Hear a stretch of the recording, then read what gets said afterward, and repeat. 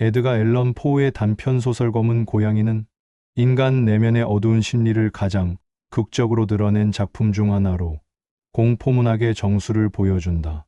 이 작품은 단순히 기괴한 이야기를 전달하는 데 그치지 않고 인간의 양심, 죄책감, 그리고 파멸의 필연성을 탐구한다는 점에서 높은 문학적 가치를 지닌다. 이야기는 평범한 주인공이 술에 중독되면서 점차 광기에 사로잡혀가는 과정을 따라간다. 그는 원래 동물을 사랑하는 성품을 지녔지만 술과 내적 분노가 뒤섞이며 가장 아끼던 검은 고양이를 학대하고 결국 살해한다. 이 장면은 독자로 하여금 인간 내면의 잠재한 폭력성과 잔혹함이 얼마나 쉽게 드러날 수 있는지를 실감하게 한다. 그러나 작품의 진짜 공포는 고양이를 죽였다는 사실보다 그 죄책감이 억눌리지 못하고 끝내 스스로를 파멸로 몰아넣는 주인공의 심리적 붕괴 과정에 있다. 특히 포우는 고양이라는 상징을 통해 인간의 양심과 죄의식을 형상화한다. 죽은 고양이가 되살아난 듯 다시 나타나고 주인공을 끊임없이 쫓는 듯한 묘사는 마치 죄가 결코 도망칠 수 없는 굴레임을 강조한다. 고양이는 단순한 동물이 아니라 주인공의 내면을 비추는 거울이며 숨기려 해도 드러나고야 마는 진실의 상징이다. 이 작품은 독자에게 단순한 오싹함을 넘어 인간 본성이 가진 불안정성과 도덕적 한계에 대해 깊은 성찰을 요구한다. 술이라는 일상적 매개가 파멸의 시발점이 되는 현실적 요소는 독자에게 더욱 생생한 공포를 전달하며 결국 인간이 스스로의 욕망과 광기를 통제하지 못할 때 어떤 끝을 맞이하게 되는지를 날카롭게 보여준다. 이제 내가 쓰려고 하는 매우 끔찍스럽기는 하나 지극히 솔직한 이야기에 대하여 나는 독자들이 믿어주기를 원하지도 않거니와 굳이 믿어주기를 간청하지도 않는다.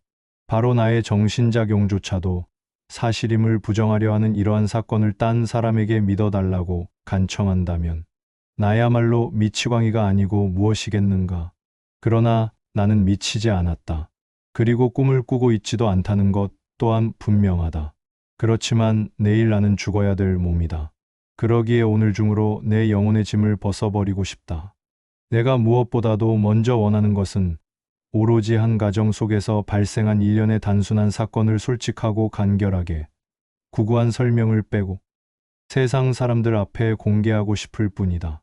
그 사건들은 결과적으로는 나를 공포에 떨게 하였고 고민을 안겨주었으며 파멸시키고야 말았다. 그렇지만 나는 그 사건을 설명하려고 하지는 않는다. 이 사건이야말로 나에게는 공포 이외에는 거의 아무것도 준 것이 없다. 대부분의 세상 사람들에게 있어서 그 사건은 공포스럽다기보다는 오히려 기괴한 인상만을 줄 것이다. 어쩌면 머지않은 장래에 나의 환상을 보잘것없는 평범한 사실로 간주해버리고 마는 그런 사람이 나타날지도 모른다. 어쩌면 나보다 훨씬 냉정하며 논리적이고 좀처럼 흥분하지 않는 그런 사람이 나타나서 내가 공포에 떨며 엮어나가는 이 사건의 전후, 주위 배경을 살펴보고는 이것은 지극히 자연스러운 인과 관계에 불과하다고 여기고 말지도 모른다. 소년 시절부터 나는 성품이 매우 온순하고 인정이 많기로 유명했었다. 나의 성품은 얼마나 온순했던지 내 친구들의 놀림감이 될 정도였다. 나는 유별나게도 짐승을 좋아했기 때문에 양치는 나에게 수많은 온갖 애완동물들을 사주셨다. 그러한 동물들과 함께 나는 거의 대부분의 시간을 보냈는데 그들에게 먹이를 주거나 포옹해주는 것처럼 행복한 일은 없었다. 그러한 성품은 내가 커서도 계속 갖게 되어 어른이 된 뒤에도 나의 제일 큰 쾌락의 요소가 되었다. 충실하고 영리한 개에게 애착을 가지는 사람들에게는 그러한 애정에서 우러나오는 즐거움이 과연 어떤 것인가, 얼마나 강렬한 것인가를 굳이 설명할 필요는 없으리라. 이러한 짐승들의 이기적이 아닌 희생적 애정이야말로 단지 사람이라는 한낱 이름뿐인 존재들의 하찮은 우정이라든지 백지장 같은 신의를 자주 겪어본 사람에겐 마음을 뭉클하게 하는 그 무엇이 있는 것이다. 나는 일찍 결혼했다. 그리고 아내에게서 나와 비슷한 성격을 발견하고는 행복하게 여겼다.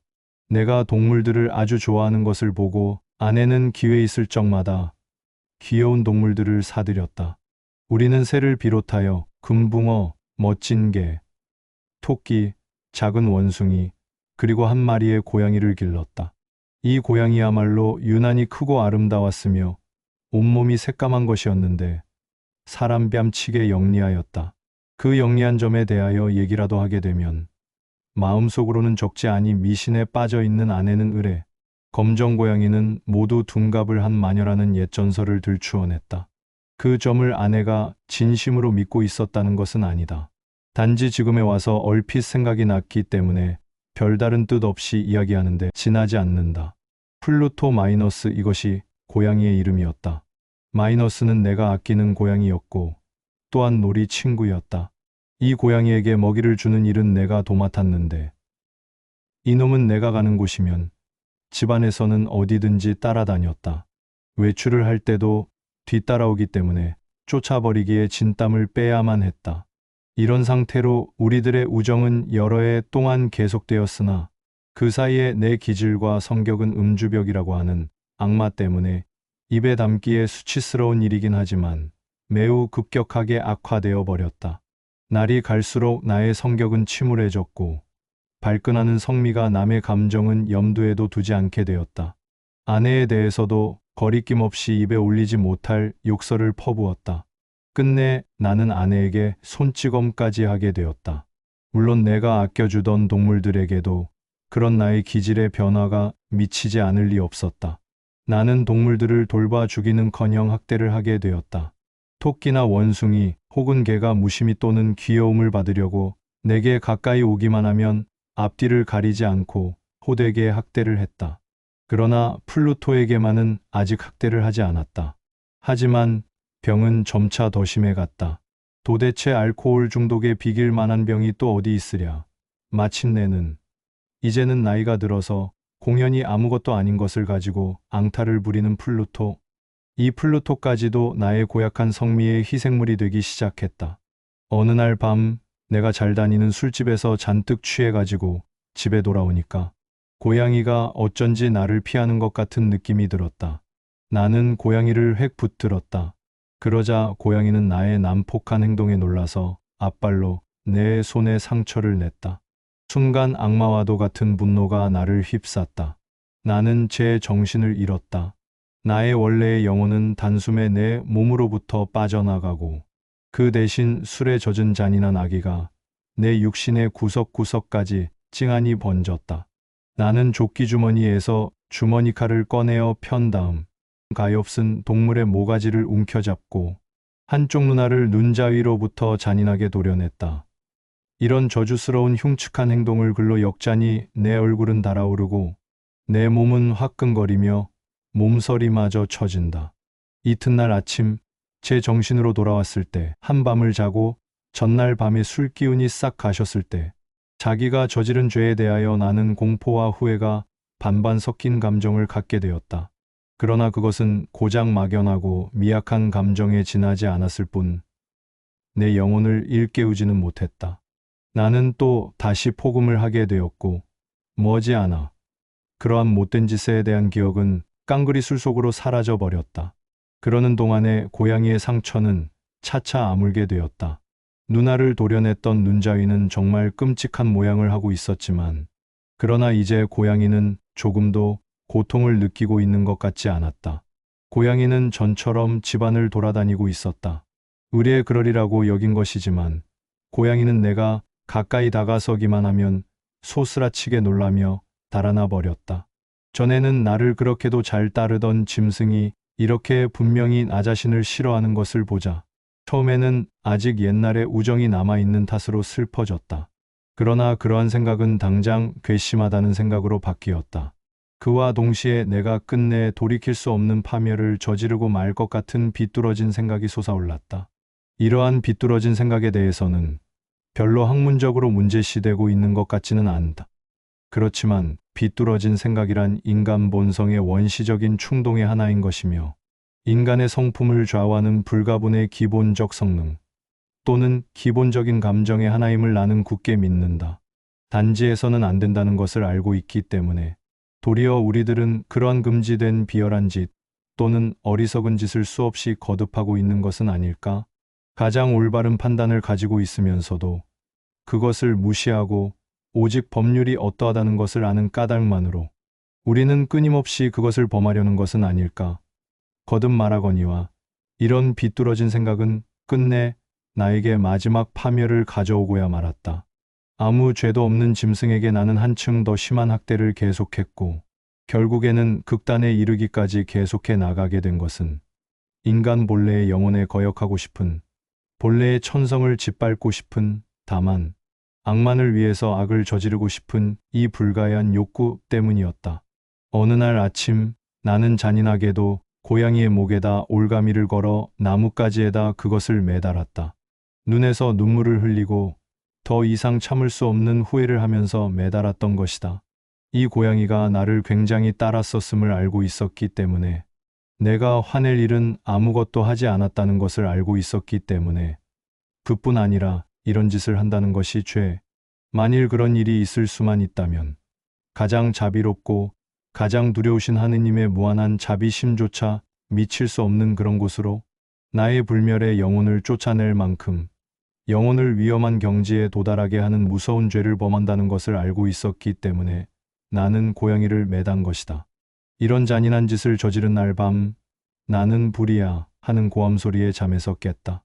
내 침대의 커튼이 타오르고 있었다. 집 전체가 불길에 휩싸여 있었다. 이 화재로부터 아내와 하인과 나 세 사람은 가까스로 빠져나왔다. 모든 것이 타버렸다. 나의 모든 재산이 사라져 버렸으므로 나는 절망에 빠졌다.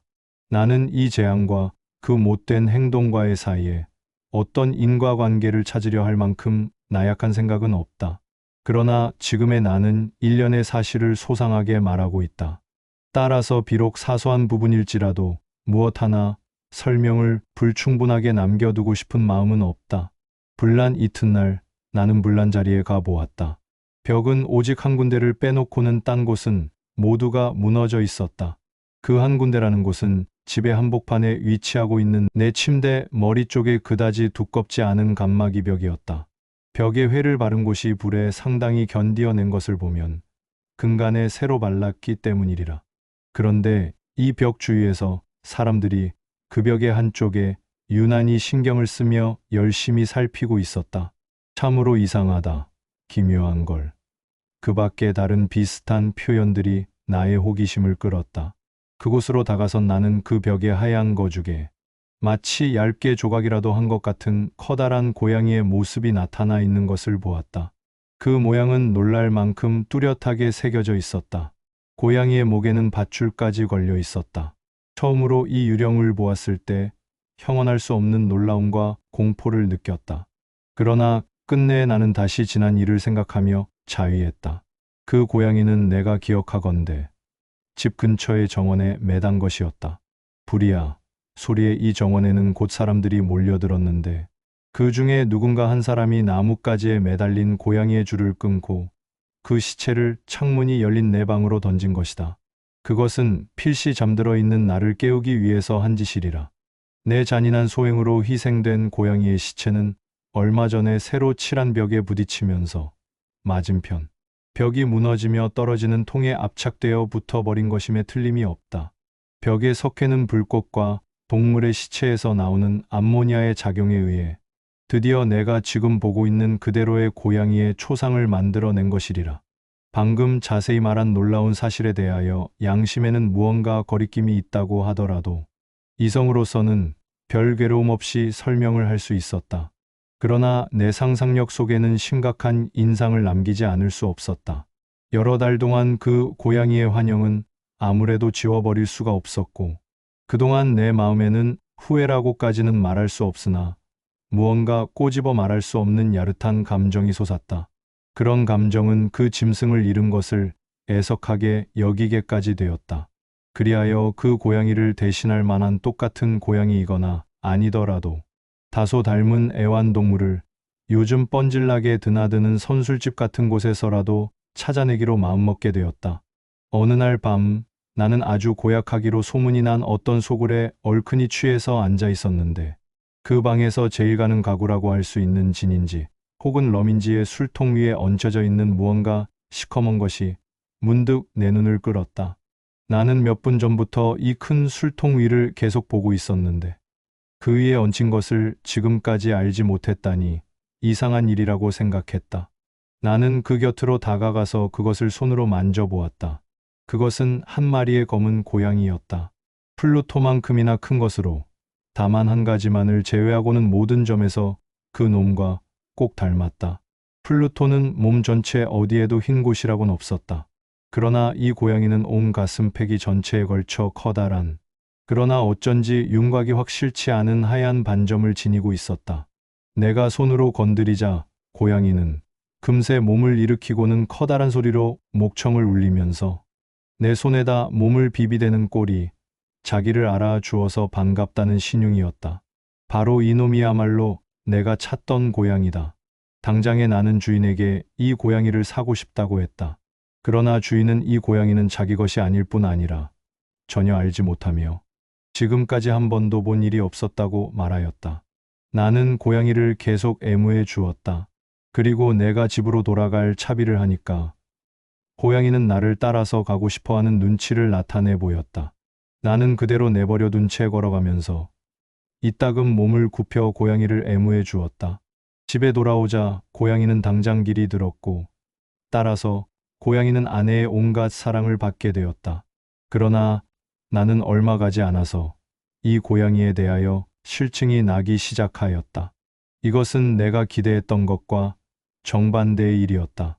그러나 도대체 무슨 까닭에 그렇게 되는 것인지조차 알 수 없었으나 이 고양이가 분명히 나를 따른다는 사실이 도리어 실증을 일으키게 했고 나를 귀찮게 하고야 말았다.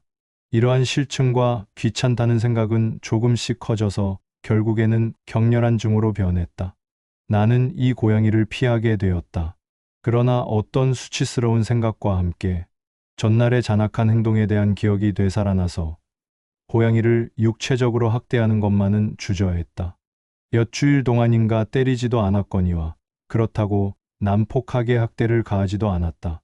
그러나 차차 나 자신도 모르는 사이에 이루 말할 수 없이 혐오하면서 고양이를 바라보게 되었고 마치 몹쓸 병에 걸린 환자의 호흡을 피하듯이 그 보기 싫은 몰골을 말없이 피해버리게까지 되었다. 이 고양이에 대해 내 증오감을 갖게 된 것은 그것을 데리고 온 이튿날 아침에 플루토와 마찬가지로 이 고양이도 역시 한쪽 눈이 없다는 것을 발견했기 때문이다. 그럼에도 불구하고 한쪽 눈이 없다는 이 사실이 아내의 경우에는 고양이를 점점 더 사랑스럽게 생각하게 된 동기가 되었다. 이미 말한 것처럼 아내는 한때 내가 지녔던 남다른 특징이 있었으며 또한 더없이 순박하고 순수한 온갖 나의 기쁨의 원천이기도 했던 인정미가 넘치는 존재였기 때문이다. 내가 고양이를 싫어하는 것에 반해 고양이는 일방적으로 나를 더욱 따르는 것 같았다. 고양이가 나를 좋아하며 따르는 정도는 내가 독자들을 이해시키기 곤란할 지경이었다.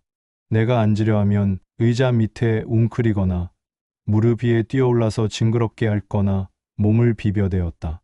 일어서서 걸음을 걸으려고 하면 다리 사이로 끼어들어서 그 때문에 내가 곤두박질을 하게 되고 또는 그 길고 날카로운 발톱으로 내 옷을 핥히면서 내 가슴께까지 기어오르는 것이었다.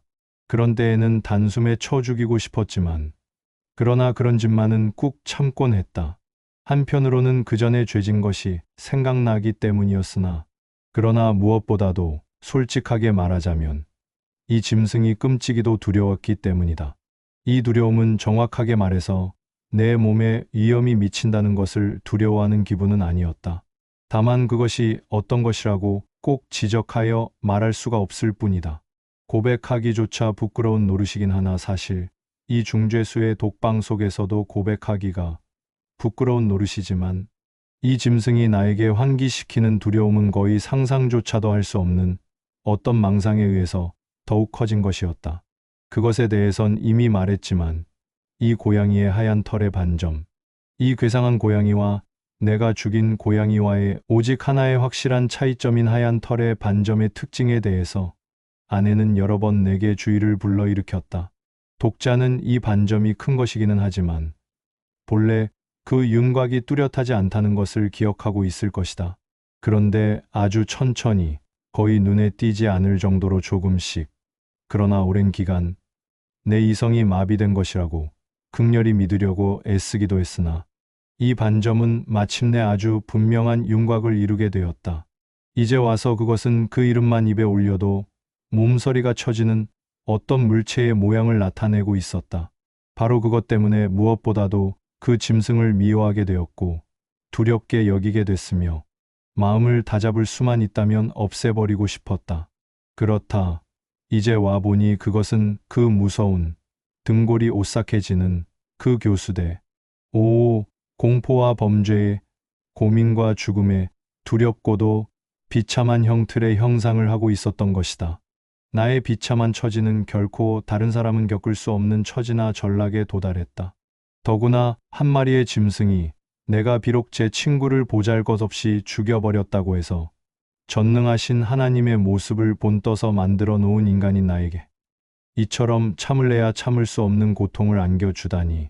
오, 낮이나 밤이나 내 마음엔 안식이라고는 털끝만큼도 없다니. 낮에는 그 짐승이 잠시도 나를 혼자 있게 하지 않았고 밤에는 상상할 수도 없는 악몽에 눈 붙일 사이도 없이 나를 소스라쳐 깨어나게 해서 그 짐승의 뜨거운 숨결이 얼굴을 뒤덮고 그 육중한 무게로 쫓아버릴 수 없는 악몽의 화신이 끊임없이 내 가슴을 내리누르는 것을 느껴야만 했다. 이러한 고통의 압박으로 인해 그나마 아직 미미하게 남았던 나의 착한 마음마저 자취를 감추고 말았다. 흉악한 생각이, 더 이상 비할 데 없는 극악무도한 생각만이 나의 유일한 친구가 되었다. 평소의 나의 울적한 기질은 차차 모든 사물과 모든 인간에 대한 미움으로 바뀌었다. 그러는 동안에 이따금 도저히 억누를 수 없는 돌발적인 광란의 발작으로 아무 이유도 없이 몸부림을 쳤고 그때마다 불쌍한 내 아내는 아무런 불평도 없이 그런 고통을 꾹 참고 견디며 피해를 입어야 했다. 우리는 빈털터리가 되어 하는 수 없이 우리 소유의 낡은 집에 살았는데 어느 날 아내는 집안일로 나를 따라서 지하실로 내려갔다. 고양이도 나를 따라서 가파른 계단을 내려오다가 하마터면 나를 곤두박질 치게 할 뻔했으므로 나는 화가 머리끝까지 치밀었다. 나는 지금까지 어린애처럼 참으면서 집어삼켰던 두려움마저 잊어버리고 울컥 치미는 분노 때문에 도끼를 번쩍 쳐들어서 고양이를 콱 찍어내리려고 했다. 마음 내키는 대로 내리쳤다면 물론 단숨에 고양이는 숨이 끊어졌을 것이다. 그러나 아내가 말리는 통에 내리치지 못했다. 나는 방해를 받은 것에 자극되어 악마도 당할 수 없는 격분에 휘말려서는 아내가 잡은 팔을 뿌리치고는 아내의 머리를 도끼로 내리찍고 말았다. 아내는 끽 소리도 지르지 못하고 그 자리에 쓰러져 죽어버렸다.